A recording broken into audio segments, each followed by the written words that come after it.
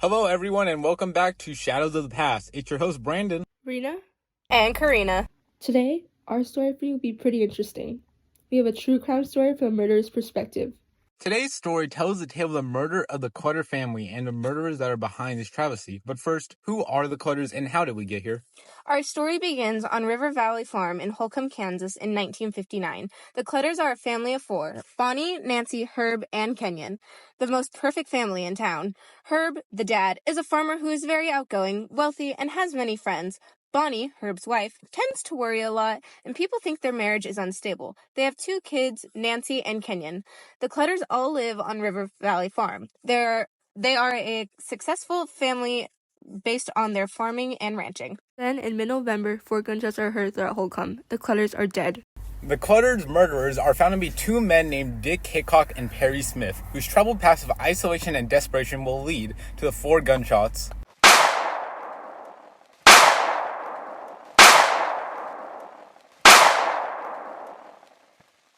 that struck the perfect family of Holcomb, Kansas. Before we dive into the minds of Dick Hickok and Perry Smith, let's first examine their backgrounds and the events leading up to the fateful night of November 1959. Here we have Dick Hickok. Physical description. Dick Hickok was described as a tall and athletic boy with bright blue and charming manipulative demeanor. He possessed a commanding presence that often drew others to him. Motives. Dick Hickok's primary motive for the Clutter murders was financial gain, and he wanted to rape Nancy. Yikes. He believed that the Clutter family kept a large sum of money hidden in their home and saw the robbery as an opportunity to fulfill his worldly desires. Mental capacity. Hickok displayed signs of sociopathy characterized by a lack of empathy and remorse for his actions. He was manipulative and deceitful, capable of charming his victims before betraying them without hesitation. Emotional capacity. Hickok harbored deep-seated feelings of resentment and inadequacy despite his outward charismatic behavior. He struggled with entitlement and a sense of superiority over others, which fueled his desire for wealth and recognition. Here we have our book expert, Dr. Meredith Harper, who is a renowned literary scholar with expertise in crime fiction and narrative storytelling, for an interview for an insight into Dick's emotional capacity. Why, thank you for having us on this podcast for an interview. Well, we see this sense of entitlement and superiority over others throughout the book, but an example of this behavior is on page 108. As Capote states, "Feel me out, baby," Dick said. "I'm a normal." And Dick meant what he said. He thought of himself as balanced like anyone, but maybe a bit smarter than the average fellow. But Perry, there was, in Dick's opinion, something wrong with little Perry. Page 108. How does this relate to Dick's behavior and emotional capacity? well, as you see, Dick uses Perry as a counter for his self-image, often looking down on him for his childish and feminine characteristics, which comparison makes Dick feel quote-unquote normal. Dick counters off of Perry as believed he was brilliant due to him being a good student back in his school years, but his parents couldn't afford to send him to college, so this leads Dick to work various jobs that barely paid enough to support him, which leads to him being desperate for money and a fresh new start. This leads to Dick creating a plan to rob the Clutter family, believing it was his last chance to escape this downward spiral of financial instability. Wow, that's very interesting, Meredith. Thank you so much for being here. Now, on to Perry Smith. So, Perry Smith. His physical description includes him being smaller in height than Dick, with a rugged appearance and piercing dark eyes. He carried himself with an air of intensity and vulnerability. Mental capacity. Smith exhibited signs of post-traumatic stress disorder, PTSD, stemming from his experiences in the military and childhood abuse. His mental health issues contributed to Hickok's influence and his willingness to participate in violent acts. Motives. Smith's motives for the murders were more complex than Hickok's. While financial gain was a factor, Smith's underlying motivations were rooted in a deep-seated sense of anger and disillusionment with society. He sought to assert control and power over others to reclaim his sense of agency in a world that had repeatedly betrayed him. Marked by his trauma and instability, leaving him emotionally scarred and prone to bouts of rage and despair. He yearned for acceptance and connection, but struggled to form meaningful relationships. Here we have Professor Benjamin Shaw, a distinguished professor of American literature with a specialization in authentic crime narratives. Professor Shaw's deep knowledge of literature and crime fiction make him an excellent resource for discussing the symbolism and historical context of books like In Cold Blood. Professor, what is the historical context of Smith's trauma, and how does it affect his attitude? Well, we see this rageful and desirable attitude throughout the book, but especially on page 244, when Perry describes the murder. Dick was holding the knife. I asked him for it, and he gave it to me. And I said, "All right, Dick, here goes." But I didn't mean it. I meant to call his bluff, make him argue me out of it, and make him admit he was a phony and a coward. See, it was something between me and Dick. I knelt down beside Mr. Clutter, and the pain of kneeling. I thought of that goddamn dollar, silver dollar, the shame, disgust. And then told me never to come back to Kansas. But I didn't realize what I'd done until I heard the sound.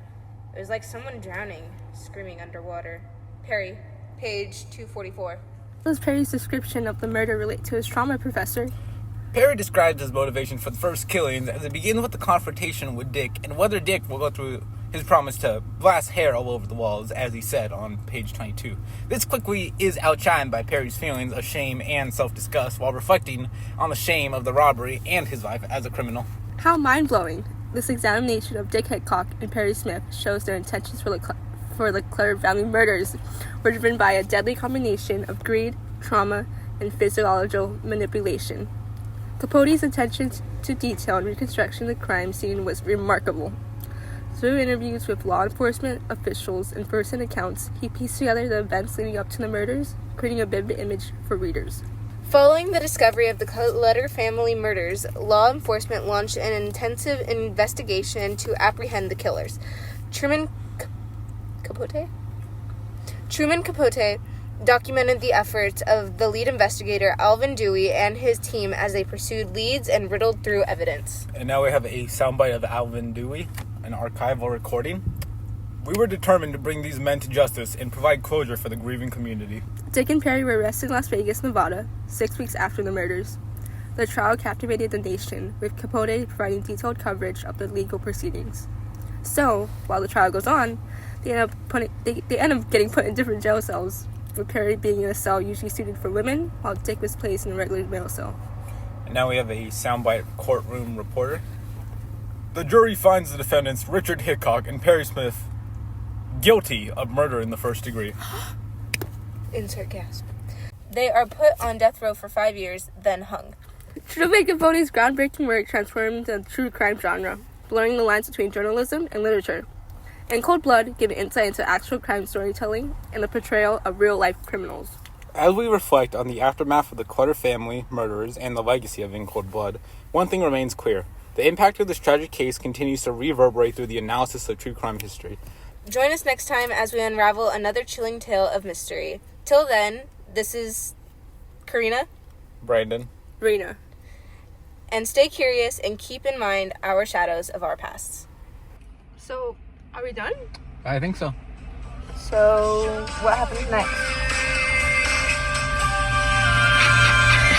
Hey guys, it's Reina. We forgot to do a summary for our podcast, so here's a summary. Basically, the Clutter family is found dead. They are murdered by Dick and Perry. And we go kind of like on a deep dive into Dick and Perry's life and background of what could have caused the murders. And we later go on to see what happens, how they get captured, how they get caught, and how they go on trial, and how they end up going to death row, and eventually staying there for 5 years and being hanged to death. So yeah, that's all it. Bye guys!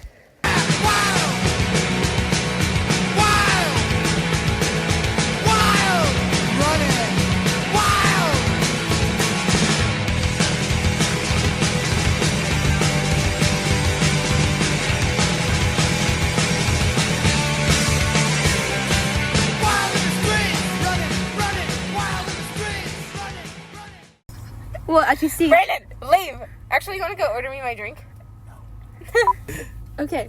You're gonna have a lot of cutting to do. Yeah. Sorry, guys. Back. My bad. So, are we done now? I think so. So what happens next? Anywhere else I'd be.